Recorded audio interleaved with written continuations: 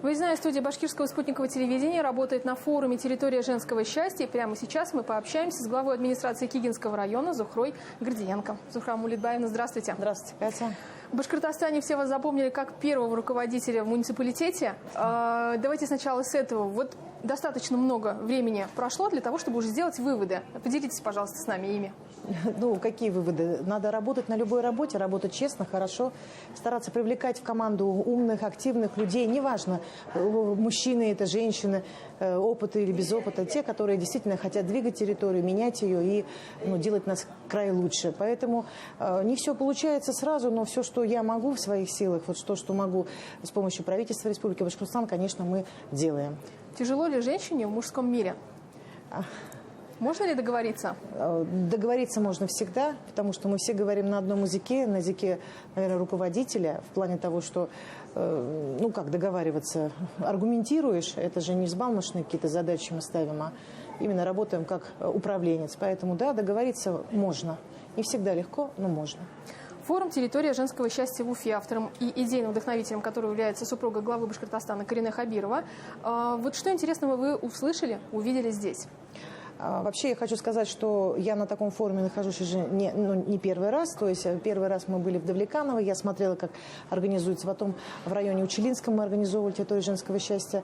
И вот сейчас мы здесь, а еще участвовали на телевизионном проекте. Поэтому он очень мне близок по духу. Почему? Потому что тут собираются женщины, которым не все равно. Вот это самое главное, которые действительно хотят что-то в своей жизни, в жизни своих подруг, в жизни своей семьи изменить. Вот это очень важно. Форум вот здесь не такой профемен, что вот действительно там против мужчин. Это женщины с яркими судьбами, с идеями, с какими-то интересными своими разработками, наработками встречаются. Это такая встреча единомышленников, единомышленниц. Поэтому, конечно же, форум вот для меня лично, мне он вот всегда по духу. Хочу сказать, что вот мы с района приехали большой делегацией, потому что я уже знаю, какой это будет форум. И женщины из Кигинского района, вот мы приехали, аж 10 человек нас приехало, мы напросились, давайте посмотрим. Я надеюсь, вот до конца они все тоже были, смотрели, вдохновились, и обязательно мы такой форум проведем и у нас в районе. Будем ждать и всех гостей. Но самое ведь главное, что я сама лично вот помню, как вот после таких форумов, после работы с психологами, с различными коучами, люди начинают меняться. Кто-то начинает заниматься активным бизнесом, кто-то меняет отношения в семье, что не важно, кто-то начинает вот как-то с детьми по-другому общаться. Я сама лично наблюдала такие истории, которые говорят, вы знаете, я там познакомилась на форуме с таким психологом, я на него там подписана, мы с ним сейчас общаемся, и вот действительно моя жизнь засияла новыми красками. Если даже одному-двум людям мы помогаем, вот форум женский такой, то, конечно, это же польза. А вот про Уфимский форум после пандемии, это, конечно, глоток свежего воздуха. Я надеюсь, что все пройдет хорошо. И завтра это очень здорово. Во-первых, действительно собралось такое сообщество. И мне очень нравится, когда Башкортостан представляет вот так. Я когда в Москве иногда бываю, встречаюсь со своими тоже друзьями, которые давно в Москве, они когда начинают задавать вопросы, глупые вопросы про Башкортостан, я немножко, конечно, обижаюсь, но я хочу сказать, что, наверное, информации очень мало. И вот очень здорово, что сегодня Башкортостан прозвучал как женская столица Российской Федерации. Это классно. Вы отметили, что те, кто участвует в форуме «Территория женского счастья», меняются сами. В этом году у нас проходят выборы. То есть и у женщин, и у мужчин есть возможность поменять и общественную жизнь, да, как-то сделать ее лучше, эффективнее, принимать какие-то меры. Вот какие рекомендации вы можете дать тем женщинам, которые захотят пойти в политику, какими им нужно быть, к чему нужно быть готовыми и с какими проектами нужно идти в люди?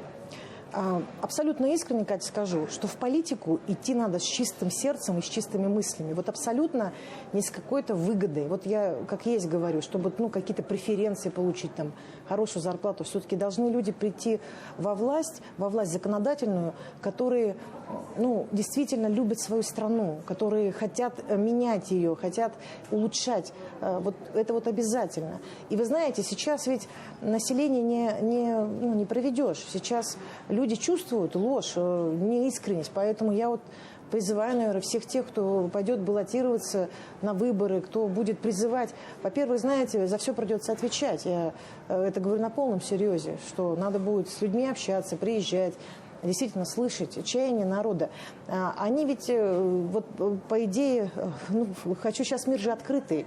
Если, возможно, раньше там у нас не было интернетов или еще чего-то, там буквально там, пешком дошли до Москвы, ну я так утрирую, конечно, то сейчас это все достаточно доступно. И я вот призываю, вот действительно, вот этот состав Госдумы, хотелось бы, чтобы сформировался, конечно, с таким интересным, наверное, состава, может быть, больше будет женщин в Госдуме, потому что их всего 70 с небольшим, но я вот знаю, что около 16% женщин всего в Госдуме. Ну, согласитесь, в стране, где живет большинство женщин, законы принимают мужчины. Мужчины, простите меня, но это действительно, наверное, надо хотя бы, чтобы 50 на 50, ну, может быть, 40 на 60. Но вот этот момент, я думаю, что тоже будет учтен.